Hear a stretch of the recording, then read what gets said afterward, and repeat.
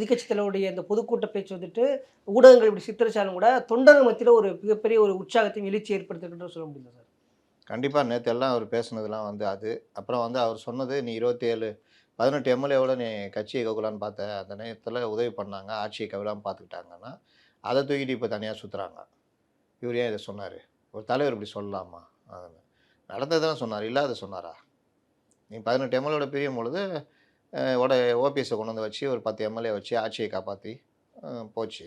அதற்கு பிறகும் ஆட்சி பிரச்சனை வரும்பொழுது 2019 வரைக்கும் அந்த எம்எல்ஏ நீக்கம் அந்த மாரி விஷயங்கள்லாம் யார் பண்ணது? கண்டிப்பா. அப்ப அதற்கான நான் நான் பலனையும் அனுபவிச்சாங்க. அதற்கான சிலுவையும் சுமந்தாங்க. சிலுவை சுமந்தது தான் அதிகம்னு சொல்லுவேன் என்ன கேட்டா. அவர் கூட கொஞ்சம் நாகரிகமா எங்களுக்கு ஆட்சி பலன் கிடைத்ததுன்றாரு.